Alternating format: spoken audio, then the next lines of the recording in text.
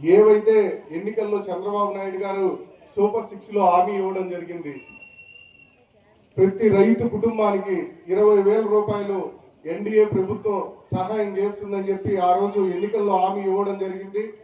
ఆ హామీని నిలబెట్టుకునే కార్యక్రమం ద్వారా రాష్ట్రంలో 46 లక్షల మంది రైతు కుటుంబాలకి ఈ రోజు ఇప్పటికే మరి 20,000 రూపాయలు వేయడం జరిగింది.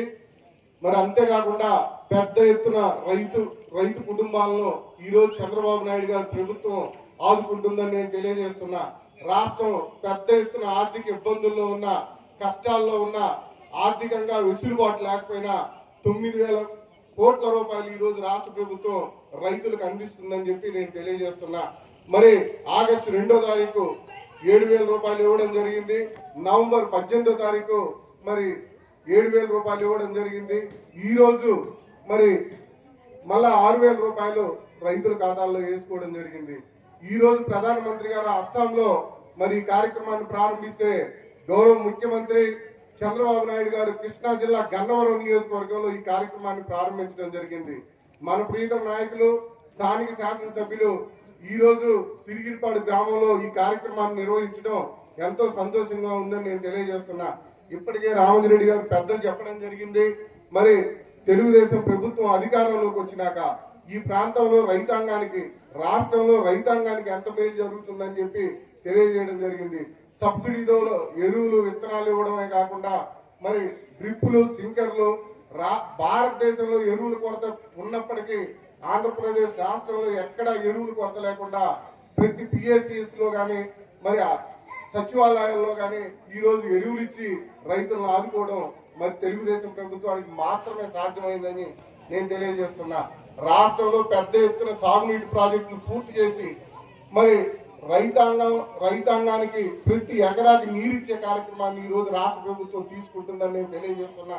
ఆ రోజు అధికారంలో ఉన్నప్పుడు 9 నెలల్లోనే పట్టిసీమ ప్రాజెక్టును పూర్తి చేసి అనంతపురం వరకు సాగునీరు అందించడం జరిగింది.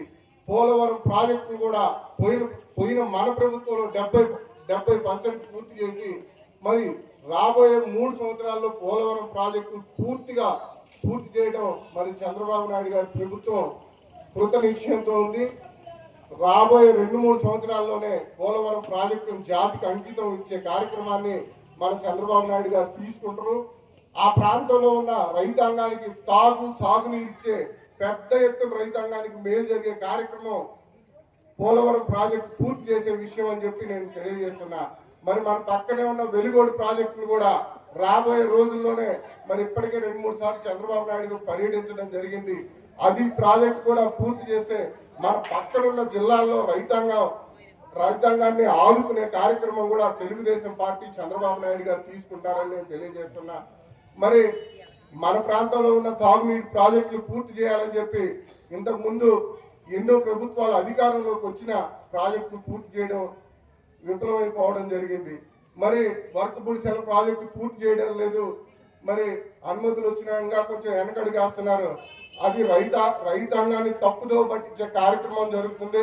రైతు సోదరులారా, ఒక 2-3 గ్రామాలకి వర్కబుల్ సెల్ ప్రాజెక్టు కాకుండా పూర్తిగా మాచర్ల నియోజకవర్గాన్ని ప్రతి రైతు కుటుంబాలకు ప్రతి పొలానికి, ప్రతి ఎకరానికి సాగునీరు ఇచ్చే కార్యక్రమం కోసమే బ్రహ్మానంద రెడ్డి గారు, ఎంపీ గారు మరి తీవ్రమైన కృషి చేస్తున్నారు. రాబోయే రోజుల్లోనే మరి మన పల్నాడు జిల్లాలో మాచర్లను పూర్తిగా రైతాంగానికి తాగునీరు అందించే కార్యక్రమాన్ని మరి బ్రహ్మారెడ్డి గారి చేతుల మీదుగా, చంద్రబాబు నాయుడు గారి చేతుల మీదుగా మనం పనులు ప్రారంభించుకోవడం జరుగుతుందని చెప్పి నేను తెలియజేస్తున్నా.